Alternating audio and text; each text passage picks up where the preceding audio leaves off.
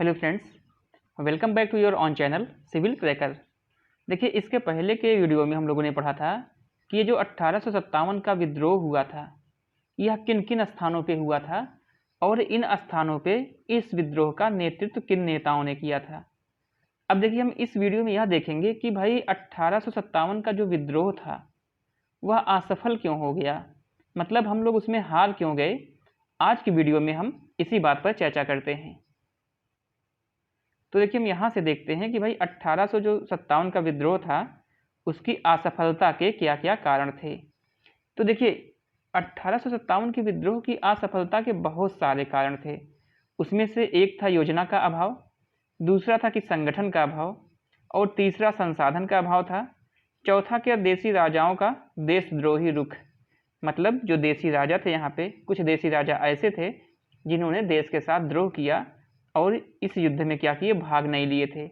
और फिर देखेंगे कि सांप्रदायिकता का खेल हुआ था। इसमें क्या हुआ था, इसमें इसको भी अभी हम लोग समझते हैं बेहतर ढंग से।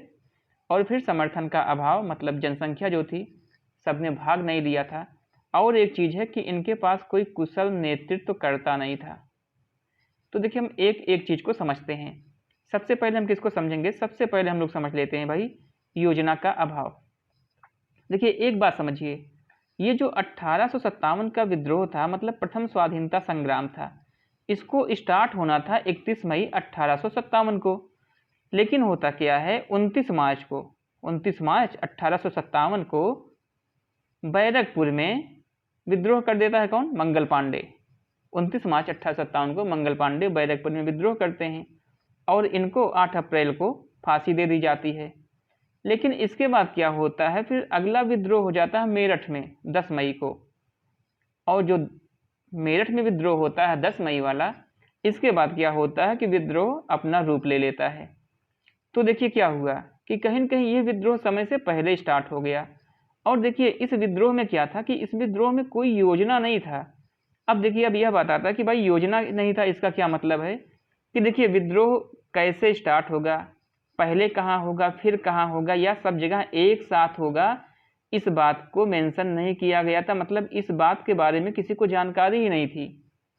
अच्छा, दूसरी बात ये भी है कि भाई चलिए ठीक है, जहाँ से मान लीजिए विद्रोह स्टार्ट भी हो गया और जहाँ से यहाँ पे ये जो भारतीय हैं, क्रांतिकारी हैं, विद्रोही हैं, ये लोग जहाँ से अंग्रेजों को हटा दिए, जहाँ से अंग्रेजों को हरा दिए हैं, अब वहाँ पे कौन सी शासन व्यवस्था चलाई जाएगी, इसके बारे में भी लोगों को पता नहीं था।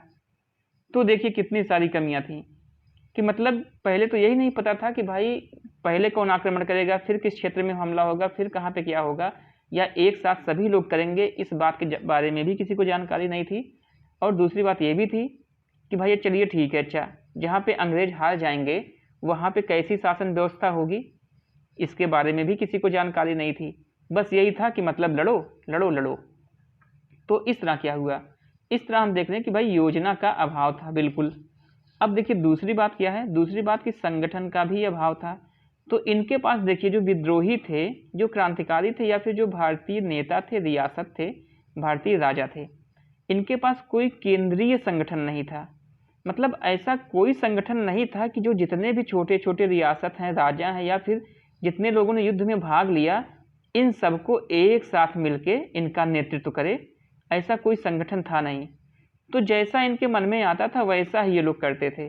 कभी क्या होता, कभी झांसी में युद्ध हो रहा है तो कभी कहाँ हो रहा है, कभी कानपुर में हो रहा है, कभी लखनऊ में हो रहा है, कभी बिहार में हो रहा है, कभी बरेली में हो रहा है। तो मतलब कोई केंद्रीय संगठन होता तो कम से कम वो यह बताता कि यार देखो काम कैसे करना है। अच्छा, इनके साथ और एक बात और थी, ना तो इनका कोई केंद्रीय संगठन था और ना ही कोई इनकी संगठित विचारधारा थी। अब आप हमें बताइए कि संगठित विचारधारा का मतलब क्या, मतलब ये युद्ध क्यों लड़ रहे हैं, इस बात पे इनकी कोई संगठित विचारधारा नहीं थी। जैसे अगर हम झांसी की बात करें तो रानी लक्ष्मीबाई क्या बोलती थी कि मैं अपनी झांसी कभी नहीं दूंगी। तो इनका क्या मतलब था, इनका मतलब ये था कि भाई हम झांसी नहीं रहेंगे, इसके बाद तुम चाहे जो करो। और जो पेशवा थे, पेशवा कौन था, नाना साहब, नाना साहब जो कि कानपुर से थे, इनका क्या था कि इनकी पेंशन बंद कर दी गई थी, इनकी पेंशन बंद कर दी गई थी, इनको पेशवा की पदवी से हटा दिया गया था। तो इनका क्या मतलब था कि भाई हमको हमारा पेंशन दे दो, बाकी आप चाहे जो करो, हमसे नहीं मतलब है। तो कहीं न कहीं ये अपने पेंशन के लिए लड़े थे। ये अपने राज्य के लिए लड़ी थी। अब देखिए जो लखनऊ का विद्रोह था, बेगम हजरत महल, उनका क्या था कि जो अंग्रेज थे कुशासन का आरोप लगा के इनके राज्य को हड़प लिए थे।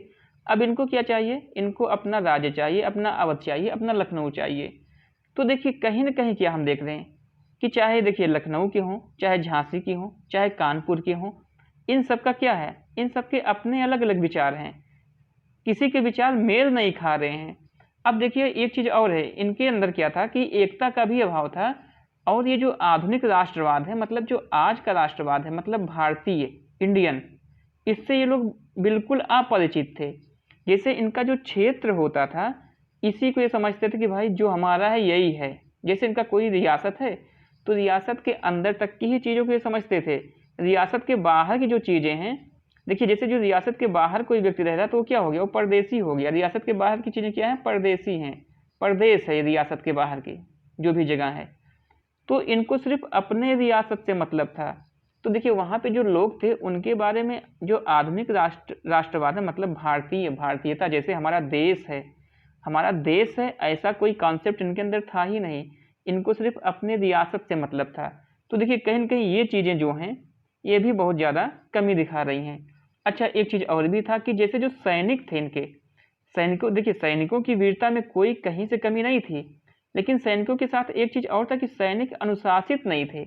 अनुशासित नहीं थे का मतलब क्या है, कभी कभी ये सैनिक ऐसा बिहेवियर करते थे, ऐसा व्यवहार करते थे जैसे कोई उपद्रवी भीड़ कर रही हो, जैसे हल्ला मचाना, शोर मचाना, इस तरीके की चीज़ें। और अंग्रेज क्या करते थे, अंग्रेज जो थे वो अलर्ट हो जाते थे, अपने सैनिकों को अलर्ट कर देते थे और फिर क्या करते थे, इनको हरा देते थे। तो देखिए एक कमी ये भी हो गई, क्या हो गया, संगठन का अभाव। पहला क्या था, योजना का अभाव, अब दूसरा क्या हो गया है, संगठन का अभाव। अब देखिए तीसरा क्या था, तीसरा था कि भाई संसाधनों का अभाव भी था इनके पास। अब देखिए इनके पास क्या था, इनके पास शस्त्रों का ही अभाव था। और अंग्रेजों के पास क्या था, देखिए अंग्रेज के पास बंदूकें थी, तोप थी। अंग्रेजों के पास क्या थी, जो आधुनिक मशीनें हैं, आधुनिक हथियार ये थे। और इनके पास क्या था, इनके पास लाठी है, तलवार है, बल्लम है, चाकू है, ये सारी चीज़ें हैं। तो भाई अगर किसी के पास बंदूक है तो आप उसका मुकाबला लाठी से कैसे कर सकते हैं, बिल्कुल नहीं कर पाएंगे। और दूसरी बात ये थी कि जो सहायक साधन है उस पर किसका अधिकार है, उस पर अंग्रेजों का अधिकार है। सहायक साधन का मतलब क्या, जैसे रेल है, डाक है, तार है, परिवहन संचार, सभी पे किसका अधिकार है भाई, देखिए अंग्रेजों का यहाँ पे शासन है भारत में, तो अधिकार किसका रहेगा, अंग्रेजों का ही तो रहेगा। अब होता इससे क्या था कि जैसे रेल पे अंग्रेजों का अधिकार है, तो हुआ क्या, जैसे कहीं पे विद्रोह ज़्यादा तेज बढ़ रहा है भाई, यहाँ पे लग रहा है अब अंग्रेजों की हार हो रही, तो अंग्रेज जहाँ पे दूसरे जगह पे सेना है इनकी, दूसरे जहाँ से सैनिक सैनिक हैं, रेल से क्या करते थे, यहाँ पहुँचा दिए। रेल पे तो इन्हीं का अधिकार है। या फिर जो डाक है, डाक तार, इनसे इनको सूचना मिल जाती थी कि भाई देखिए यहाँ पे विद्रोह कंट्रोल के बाहर है, जल्दी से आप लोग आइए, नहीं तो हमारी स्थिति बहुत ज़्यादा गंभीर होने वाली है। तो यहाँ से क्या होता था, ये लोग पहुँच जाते थे। तो हमने क्या देखा कि जो संसाधन के साधन थे इसका भी अभाव था भारतीयों के पास। अब देखिए चौथी चीज क्या है, चौथी चीज है देसी राजाओं का देशद्रोही रुख। अच्छा भाई ये क्या होता है, इसके बारे में हम समझते हैं कि देखिए जो पटियाला है, नाभा है, जींद है, अफगानिस्तान, नेपाल के राजाओं ने अंग्रेजों की सैनिक सहायता के साथ साथ आर्थिक सहायता भी की। तो देखिए ये सब कहाँ के हैं, जैसे पटियाला है, नाभा है, जींद है, ये सब तो भारतीय ही हैं। तो ये सैनिक, ये राजा क्या किए, ये जो रियासत थे, ये जो है अंग्रेजों की मदद करने लगे, इनको सैनिक भी दे रहे हैं और इनको पैसे भी दे रहे हैं। तो कहीं न कहीं हमने क्या देखा कि जो देसी राजा थे उन्होंने अपना देशद्रोही रुख अपना लिया था। अब देखिए एक चीज़ और है कि सांप्रदायिकता का खेल ये किसने खेला था, ये अंग्रेजों ने खेला था। अच्छा इसका मतलब क्या है, इसका मतलब यह है कि जो मराठा थे, मराठों से अंग्रेजों ने ये बोल दिया कि भाई देखिए इसके पहले भारत में शासन किसका था, मुगल का था। और मुगल क्या करते थे, मुगल जो है हिंदुओं को परेशान करते थे, उनकी हत्या करते थे। तो अगर हम लोग यहाँ पे हार जाएंगे तो भाई शासन किसका हो जाएगा, मुगलों का हो जाएगा। और जब मुगलों का हो जाएगा तो फिर किसकी हत्या स्टार्ट हो जाएगी, हिंदुओं की। तो क्या आप चाहते हैं कि हिंदुओं की हत्या फिर से स्टार्ट हो जाए। तो देखिए इस तरीके की चीज़ें करके ये क्या किए, मराठों को कन्विंस कर लिए अंग्रेज।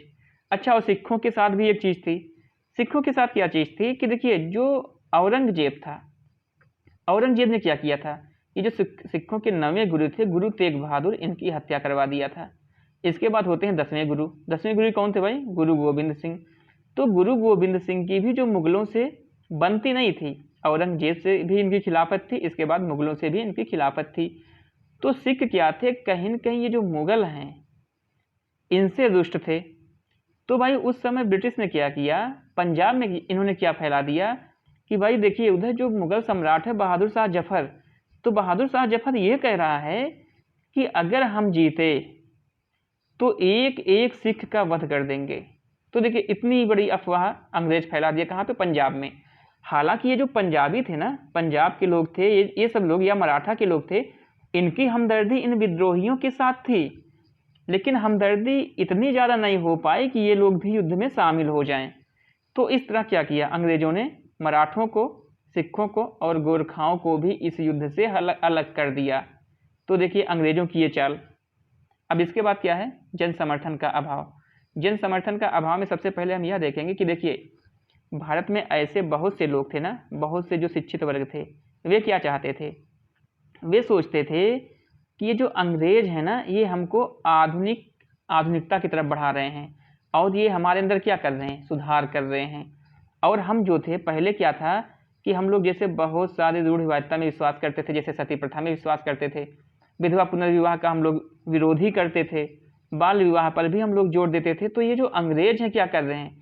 अंग्रेज इन सारी चीज़ों में सुधार कर रहे हैं। तो जो शिक्षित वर्ग था वो कहीं न कहीं अंग्रेजों से यह उम्मीद लगाया था कि यार जो अगर अंग्रेज रहेंगे ना तो हमारा विकास होगा और हम लोग धीरे धीरे आधुनिक हो जाएंगे। और ये जो विद्रोही लोग लड़ रहे हैं, जो क्रांतिकारी लड़ रहे हैं, जो राजे रजवाड़े लड़ रहे हैं, कहीं न कहीं ये पुरानी मानसिकता के लोग हैं। तो इन्होंने क्या किया? इन्होंने साथ नहीं दिया। अच्छा एक चीज़ और है, अब देखिए एक होता है जमींदार वर्ग। तो जमींदार में दो जमींदार थे ना, एक जमींदार जो पहले थे जिनकी स्थिति दयनीय हो गई थी, जिनका यहाँ की जो राजा जो प्रजा थी, प्रजा का मतलब जैसे जो किसान था, उनसे क्या था, उनसे इनके संबंध अच्छे होते थे। लेकिन जो दूसरे जमींदार आ गए थे, दूसरे जमींदार भाई कौन थे? दूसरे जमींदार जो अंग्रेजों के चाटुकार थे। तो जो अंग्रेजों के चाटुकार हैं वे किधर से लड़ेंगे? वो तो भाई अंग्रेजों की तरफ से लड़ेंगे ना। और जिनकी स्थिति दयनीय हो गई थी, जो जमींदार थे, वाकई में ये किधर से लड़ेंगे? ये भारतीय राजाओं की तरफ से लड़ेंगे, विद्रोहियों की तरफ से लड़ेंगे। तो देखिए इस तरह अब हम देखते हैं कि भाई जन समर्थन का अभाव था। जन समर्थन का अभाव में कौन कौन था? तो देखिए जमींदार जो थे, महाजन थे, व्यापारी थे, शिक्षित भारतीय थे, निम्न जाति थे, पटियाला के शासक, सिंध के शासक एवं अन्य सिख सरदार, कश्मीर के महाराजा, ग्वालियर के सिंधिया एवं इंदौर के होलकर ने भाग नहीं लिया था। तो देखिए जमींदार क्यों नहीं भाग लेगा? क्योंकि जमींदार को तो पैसे कहाँ से मिल रहे हैं भाई? ब्रिटिश की जो नीतियाँ हैं, नए नए जमींदार आ गए हैं, इनको खूब अच्छे पैसे मिल रहे हैं, तो ये भाग क्यों लेंगे? और जो महाजन एवं व्यापारी थे, ये देखिए ये क्या थे? ये कृषकों से और जो मजदूर वर्ग था इनसे बहुत ज़्यादा परेशान थे। क्यों? क्योंकि देखिए ये इन्हीं से पैसे भी लेते थे, और जब ये कृषक या मजदूर वर्ग पैसे नहीं देता था, इनके पास काफ़ी पैसे की कमी होती थी, तो ये इन्हीं के खिलाफ विद्रोह करते थे। हमने बहुत सारे विद्रोह पढ़े हैं। तो इसलिए इन्होंने क्या किया? इसलिए इन्होंने भी भाग नहीं लिया था। देखिए कुछ जमींदार तो भाग लिए थे, जैसे कुंवर सिंह जो थे वो भी जमींदार ही थे, लेकिन सारे जमींदार भाग लेंगे? सारे जमींदार भाग नहीं लेंगे। तो महाजन एवं व्यापारी भी भाग नहीं लिए थे। शिक्षित भारतीय क्यों नहीं भाग लिए थे? अभी हमने आपको बताया है। निम्न जात के लोग भी भाग नहीं लिए, पटियाला का जो शासक था उसने भी भाग नहीं लिया। देखिए ये सारी चीज़ें बहुत ज़्यादा इंपॉर्टेंट है। अगर पूछ लेगा कि 1857 में किसने भाग लिया था, किसने भाग नहीं लिया था, तो फिर अगर ये चीज़ें आपके दिमाग में नहीं रहेंगी तो क्वेश्चन काफ़ी टफ हो जाएगा। देखिए और सिख सरदार भी नहीं लिए, हमने बताया क्यों नहीं लिए। कश्मीर के राजा ने भी नहीं लिया था, ग्वालियर के सिंधिया एवं इंदौर के होलकर, तो सिंधिया जो था ये तो अंग्रेजों का मित्र ही था, इंदौर के होलकर ने भी भाग नहीं लिया। हमने बताया था कि ये सब क्या हैं? मराठे हैं। और बात क्या हो गई थी कि भाई मराठे अगर लड़ेंगे तो शासक कौन बनेगा? शासक वही तो बनेगा, मुगल सम्राट। तो फिर वही सारी बातें यहाँ पे आ गई थी। अच्छा एक चीज़ और है कि ये जो विद्रोह था ना, ये पूरे भारत में नहीं फैला था, सिर्फ कुल क्षेत्र के 1/4 भाग पे फैला था। ये जो विद्रोह है 1/4 भाग पे फैला था, और इसमें जनसंख्या के कितने? 1/10 भाग केवल भाग लिए थे, पूरे भारत में नहीं फैला था। अच्छा एक बात और भी है कि देखिए इस विद्रोह में कुशल नेतृत्वकर्ता कोई नहीं था। कुशल नेतृत्वकर्ता का मतलब ये होता है, देखिए जो लोग वीरता से लड़े वो तो वीर हो गए ना। कुशल नेतृत्वकर्ता का मतलब ये है कि भाई सबको साथ लेके चले, अब जो बहादुर शाह जफर थे तो काफ़ी वृद्ध हो गए थे, उनकी तो मजबूरी थी कि भाई उनको प्रतीक के रूप में बैठाया जाए, क्योंकि अब वो किधर जाएं, इधर जो हैं वो हैं विद्रोही हैं, सैनिक हैं, भारतीय सैनिक हैं, इधर अंग्रेज हैं, तो अब ये किधर जाएं, तो वे आके इधर ही मिले, लेकिन उनके पास कोई बहुत ज़्यादा नहीं था, वो सिर्फ प्रतीक के रूप में ही थे। और जैसे झांसी की रानी है, उनका भाई अपना मैटर है, सबका सबका अपना मैटर है, तो कोई कुशल नेतृत्व करता नहीं था इनके बीच में। अच्छा, एक बात और भी है कि ये जो बहुत सारे इतिहासकार हैं और बहुत सारे अंग्रेज अधिकारी भी हैं, इन्होंने ये कहा था कि भाई अगर इनके पास कोई कुशल नेतृत्व करता होता ना तो हम लोग टिकते नहीं। अच्छा, एक चीज़ और भी है कि बहुत सारे अंग्रेज अधिकारी एक बात और भी कहे थे, किसके बारे में कहे थे, ये जो हैं जो देसी राजा हैं इनके बारे में, जिन्होंने देशद्रोही रुख अपनाया था, कि बहुत बड़ा तूफान उठा था। इन अधिकारियों का कहना था कि बहुत बड़ा तूफान उठा था, लेकिन जो ये लोग हैं इन्होंने क्या किया, इन्होंने बांध का कार्य किया कि तूफान को कमज़ोर कर दिया। तो देखिए इस तरह हमने क्या पढ़ा, इस तरह हम लोग देखें कि 1857 का जो स्वतंत्रता संघर्ष था, इसकी असफलता के क्या क्या कारण थे। तो देखिए इस वीडियो में इतना ही है, बाकी इसके आगे का टॉपिक हम लोग कल पढ़ेंगे, नेक्स्ट वीडियो में पढ़ेंगे। तो देखिए अगर ये वीडियो आपको पसंद आया तो वीडियो को लाइक ज़रूर करें, और अगर आप नए हैं तो इस चैनल को सब्सक्राइब करना बिल्कुल भी मत भूलें, और वीडियो को ज़्यादा से ज़्यादा शेयर करें। Thank you.